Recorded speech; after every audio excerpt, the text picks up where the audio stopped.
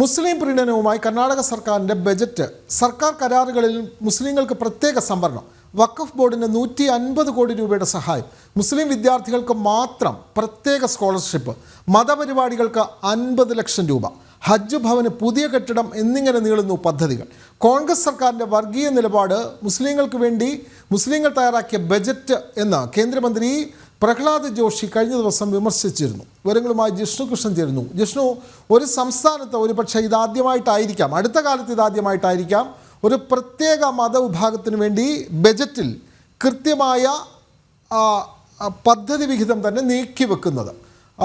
അതായത് വഖഫ് ബോർഡിന് മാത്രം 150 കോടി, മുസ്ലിം വിദ്യാർത്ഥികൾക്ക് മാത്രം സ്കോളർഷിപ്പ്, മതപരിപാടികൾ നടത്താൻ 50 ലക്ഷം, ഹജ്ജ് ഭവന് പുതിയ കെട്ടിടം എന്നിങ്ങനെ നീളുന്നു കർണാടക സർക്കാരിൻ്റെ പ്രീണനം. അങ്ങനെ തന്നെയല്ലേ ജിഷ്ണു കൃഷ്ണൻ?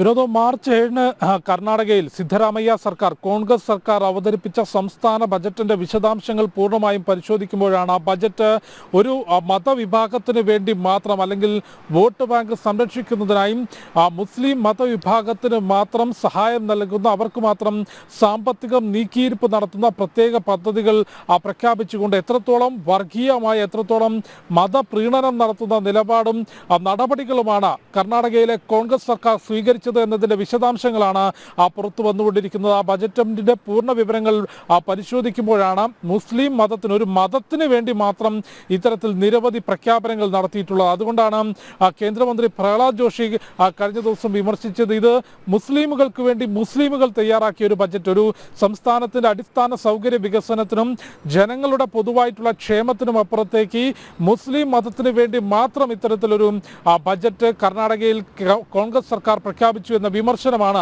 പ്രഹ്ലാദ് ജോഷി ചൂണ്ടിക്കാട്ടിയിട്ടുള്ളത്. കൂടാതെ കർണാടകയിലെ BJP സർക്കാർ തന്നെ വിശേഷിപ്പിച്ചത് കോൺഗ്രസിന്റെ വർഗീയ നിലപാടാണ് ഈ ബജറ്റിലൂടെ പുറത്തു വന്നത് എന്നുള്ളതാണ്. ആ ബജറ്റിന്റെ വിശദാംശങ്ങൾ പരിശോധിക്കുന്നതിന് മുൻപ് ഇത്തരം ആരോപണങ്ങൾ ഉയർന്നു വരികയും കോൺഗ്രസ് ഇത്തരത്തിൽ നിലപാട് സ്വീകരിക്കുകയും ചെയ്യുന്നതിന് ഏറ്റവും പ്രധാനപ്പെട്ട കാരണം, മറ്റു സംസ്ഥാനങ്ങളിലെല്ലാം തന്നെ പരിശോധിക്കുമ്പോഴും ദേശീയ തലത്തിലും വലിയ തിരിച്ചടി തെരഞ്ഞെടുപ്പ് രാഷ്ട്രീയത്തിൽ കോൺഗ്രസിന് നേരിട്ടുകൊണ്ടിരിക്കുന്നു. അത്തരത്തിൽ തിരിച്ചടികൾ നേരിടുമ്പോൾ കർണാടകയിൽ കോൺഗ്രസ് തന്നെ കരുതുന്നത് വിജയിക്കാനായതിൻ്റെ ഏറ്റവും പ്രധാനപ്പെട്ട കാരണം BJPക്കും മറ്റു പാർട്ടികൾക്കുമെതിരെ മുസ്ലിം മതം ഒരുമിച്ച് നിന്നുകൊണ്ട്, അല്ലെങ്കിൽ മുസ്ലിം മതവിശ്വാസികൾ ഒരുമിച്ച് നിന്നുകൊണ്ട് കോൺഗ്രസിന് വോട്ട് ചെയ്തു എന്ന കൃത്യമായ ധാരണ കോൺഗ്രസിനുണ്ട്. അതുകൊണ്ട് ആ വോട്ട് ബാങ്ക് സംരക്ഷിക്കുന്നതിന് വേണ്ടി മറ്റു ജനങ്ങളുടെ ക്ഷേമമോ അവരുടെ വികസനമോ ഒന്നും തന്നെ നോക്കാതെയാണ് ഇത്തരത്തിലൊരു ബജറ്റിൽ പ്രഖ്യാപനങ്ങൾ കോൺഗ്രസ് സർക്കാർ നടത്തിയിട്ടുള്ളത്. ഇനി അതിൻ്റെ വിശദാംശങ്ങൾ പരിശോധിക്കുമ്പോൾ ഏറ്റവും പ്രധാനപ്പെട്ട കാര്യം, ജനങ്ങളെ മറ്റ്, അല്ലെങ്കിൽ സർക്കാർ പദ്ധതികൾ, സ്കോളർഷിപ്പുകൾ തുടങ്ങിയവയിൽ ഇത്തരത്തിൽ മതത്തിൻ്റെ വിവേചനം ഉണ്ടാകരുത് എന്ന് കൃത്യമായി നിലവിൽ പൊതുസമൂഹം തന്നെ ആവശ്യപ്പെടുമ്പോഴാണ് ഏറ്റവും പ്രധാനമായും സർക്കാർ കരാറുകളിൽ മുസ്ലിം വ്യക്തികൾക്ക് പ്രത്യേകമായിട്ടുള്ള പരിഗണന, അതായത് സംവരണം, സർക്കാരുമായി ബന്ധപ്പെട്ട കരാറുകളിൽ മുസ്ലിം മതത്തിൽ നിന്നുള്ള ആളുകളുടെ കരാറുകൾക്ക് പ്രത്യേക സംവരണം നൽകും.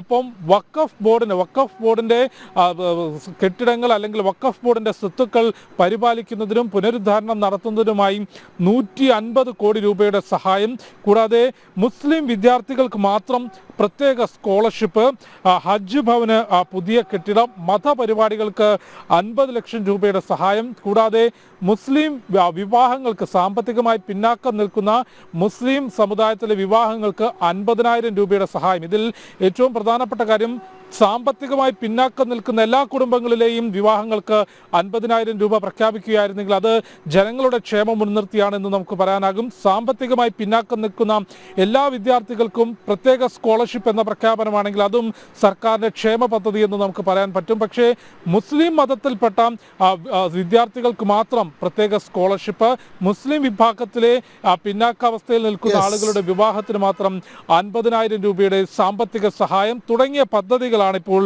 കർണാടക സർക്കാർ, കോൺഗ്രസ് സർക്കാർ പ്രഖ്യാപിച്ചിട്ടുള്ളത്. ഇതിനെതിരെയാണ് ശക്തമായിട്ടുള്ള പ്രതിഷേധവും രൂക്ഷമായ വിമർശനവും വിവിധ രാഷ്ട്രീയ പാർട്ടികളും കർണാടകയിലെ പൊതുജനവും ഉയർത്തുന്നത്. തീർച്ചയായും കർണാടക സർക്കാരിൻ്റെ ബജറ്റിലാണ് പ്രത്യേക മതവിഭാഗത്തിന് മാത്രം കോടിക്കണക്കിന് രൂപ അനുവദിച്ചിരിക്കുന്നത്. ഇത് വലിയ വിവേചനമാണ് എന്നുള്ള തരത്തിൽ വലിയ വിമർശനങ്ങളാണ് വിവിധ മേഖലകളിൽ നിന്നും ഉയർന്നു വരുന്നത്. വിവരങ്ങൾ നൽകുകയായിരുന്നു ഡൽഹിയിൽ നിന്നും ജിഷ്ണു കൃഷ്ണൻ.